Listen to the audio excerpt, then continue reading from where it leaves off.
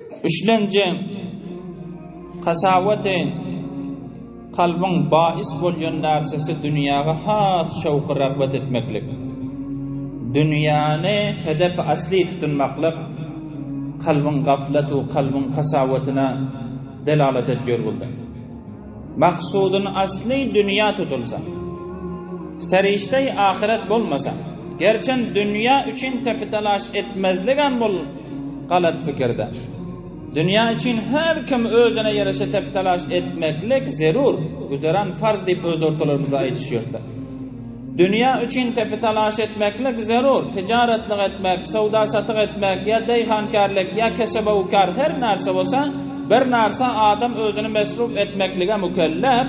Ýöne lekin hedefe asli dünyany tutunmaklyk bul galat fikir zoňlar. Bul kasawat kalby tapdyrýar ýürekde. Kalpte kasavat tapdırıyor.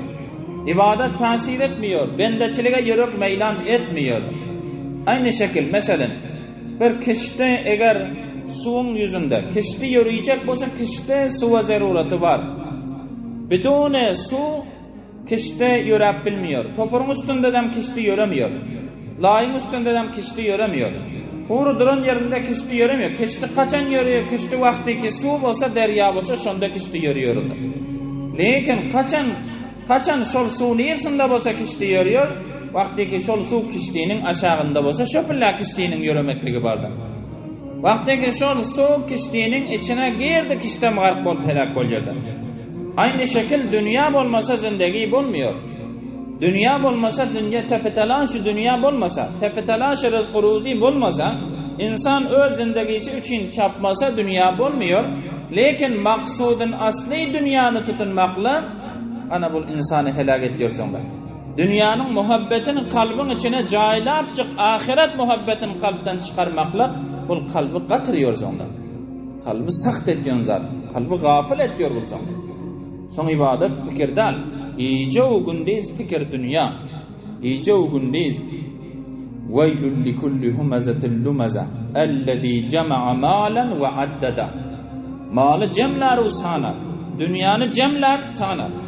Yahsabu enne malahu ahlada, gumanı dünya hemişe kalacak yana. Kella dik baytar yokuran. Hergiz ol fikirde. Hergiz dünya hemişelik kalmıyor. Zaman ötüyor, dünyanı izle taşlap gitmeli bolýar.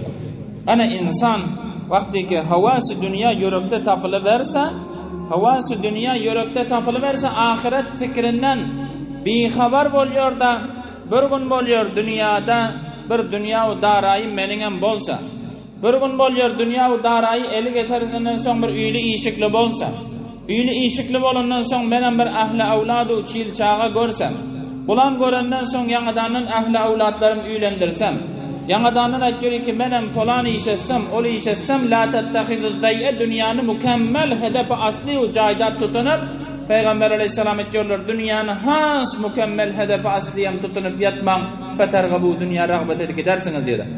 Ragbat şulayki soň birekleri bilen fahyr edişmek. Ragbat şulayki dünýäde üýlendi, jaýdatly boldy, ahli awladam tapdy, ana ondan soň hawasy ýangadanyň bir kudrat ele getirse, ya merdimiň içinde bir falan han ýaşaýşy özüne tapdyrsa şonjan hawasları bar bolýardy. Şoň üçin wagtki dünýäniň hawasy ýörege düşdi, kalbyň ahiret fikri ýörekden çykýar. Ahiret fikri ýörekden çyksa kalb gafil bolýar.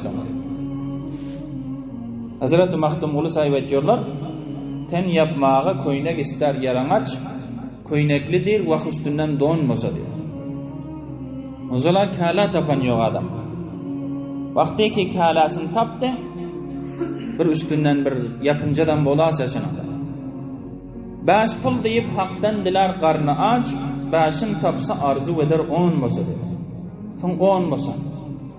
10 boldy. Käşki 20 bolsa. 20dan boldy. 100 bolsa, 1000 bolsa. Tukanymsaz bolasa da. Ol ýigitki çeke hasrete safarlyk ýüklerge bolsa döwlete. Ýany bile tapsa yaraga ate, ne diýer ki moq tukanmaz nan bolsa. Ola bir yetik zady bolsa. Yani bir teklif ve meşakkat ve derbederlik bilen bir elinin uzadan yerine el yeter yanak bolsa. Olan boldy tamam, ular tamam imaratu qasru jayu jaydadu hemme zady mujahhaz bolsa. Ana olan bolandan soň indi jayan boldy, olan hemme yürekdäki hewesler ýa-dan aytyrki mok tükenmez nan bolsa diýer. Indi bir tükenimsiz zadan bir zahirede gerek. Anında tükenimsiz zadan zahireden teftalaşyse ele getirýär.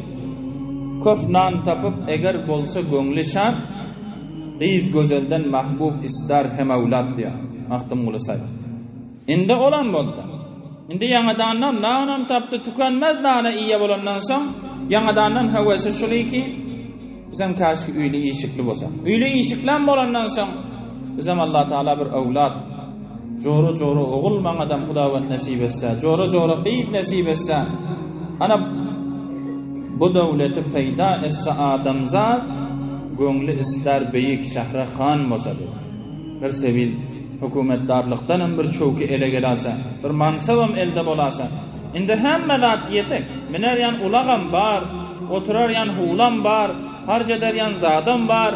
Ayal oğlan uşaklan boldy, ahli awladly üýli işikli hemme zat boldy. Ýa-dan näçerki bir kudratam elde bolasa azyrak diýdi. Hem han bolsa hem dünýäsi tay bolsa. Hemem dünýäsi tükenmez. Hemem bolsa ilde han bolyp ýörase ýörek hewes. Ilde hemme kimin içinde öde han özü sultan özü diýile, ýani şonyan bolyp gezasy da. Hem ölmese hem esbaby şay bolsa. Soň sebil ölmegem ýaky beren ýok. Onça zat mujahhaz bolup ahiret serişdesi bolmasa da gynda. Ahiret serişdesi bolmasa. Hemçinaniki Buhlul diwanany Harun Reşid duşan fillesinde eyyuhel mecnun meta ta'qil diyor. Ey diwana sen kaçan akly. Buhlul hemişelik ýörýän yer kabristanda uşanýan yer bir dünýäni mujahhaz edip gurşa bilen daldy. Lekin Harun Reşid 2 ýarym berazdan dünýäniň garip nisbisine padişahlyk edip ötendi. Eyyuhel mecnun meta ta'qil diýdi. Kaçan sen akla gelersin? Harun Reşid'e Buhlul aýtdy ki eyyuhel mecnun meta ta'qil.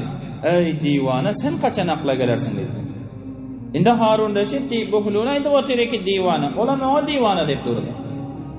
Soň aýtdy Harun Reşid men diwanam sen diwanam diýdi. Hemişelik bir harabalyk, kabristan, ana şunyan yer senin bolýan ýeriň diýdi. Ýenedem sen baňa diwana nisbeten berýärsin. Ýanqub Buhlul dana aýtdy diýor. Sen bolsan ammarta hada we harrabta hada diýip görkezdi. Harun Reşid'in kasryny görkezdin, bunu bolsa gurşan sen. Amma bul kabri ki bunu bolsa harap edensen, muň üçin amadegerlik we taýýargerlik almadym. Amma men bolsam ammar toşul kabri imaret edip şunu gurşýaryn, lekin men sen kiyan kasru ol bol hemme zat gurşap bilmedim diýdi. Lekin haza fanin la yazal we haza baqin diýip söýdi. Senin bul kasryň bolsa fani ýa zaýir bolup ýok bolup sen iziňdäki mirasxorlaryňa abaý gelse hali taxty wagtyň hemmesi ýok bolup gitjek, lekin bul bolsa baqi, bul tömmençek üýler baqi tükenimsiz hemişelik dowam diýdi. Men bolsa muna batlýan, sen bolsa ona batlýasan. Indi özüň kazawat edip faýsal et. Men diwana kelimme, sen diwana kelim diýdi. Harun Reşid gerçen padişah bolsa da juda bir adil, juda bir ahli ilim, ýaxşy adamdy. Atın üstünden düştü de wakiyen diwana men ekenim diýdi. Men hiç bu çeta serişde etmen şol dünýä diýip teftalaşy dünýä şoň üçin ýörekenim diýip söýdi. Şoň aýtdy ki ey Buhlul, her zat zaruratyň bar maňa aýt diýdi. Nämeýeki hajatyň bar, men hajatyň üçin hyzmatda senin üçin diýip geldim. Buhlul aýtdy ki hajat bar. Onda näme hajatyň bar diýsen, birek hajat şul mene dowzak odundan nejat bermeklikde sen ýardamçy bol diýip söýdi. Soň aýtdy ki Harun Reşid, "Abul meniň işim dal, bul men edip bilmiýorum."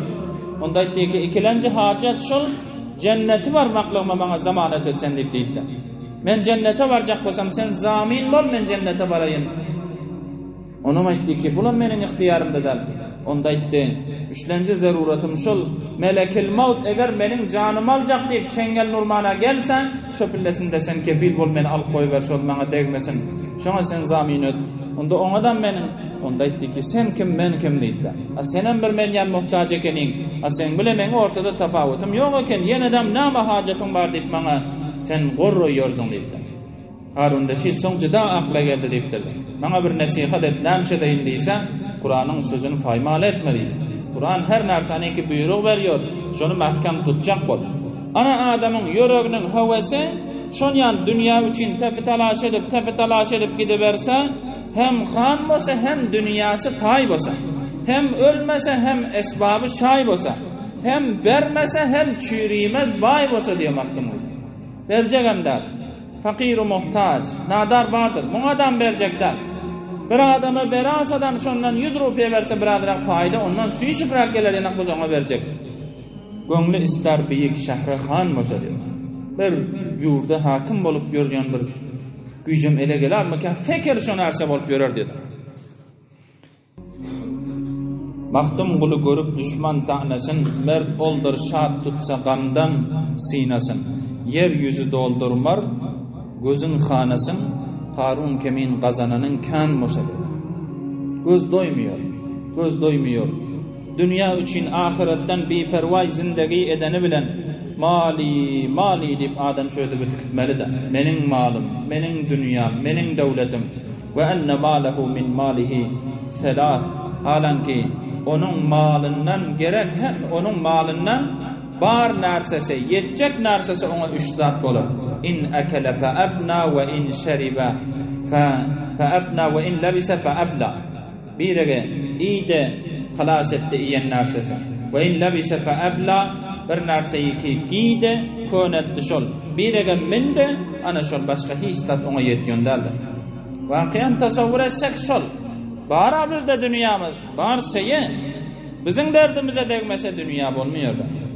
Şonun için insanın kasavati kalbine birek sebep bolýan zat kalbin gatylygyna dünýäni tefitalaş edip dünýäniň ýyzynda jyda kan çapmaklyk aziz cemaatler.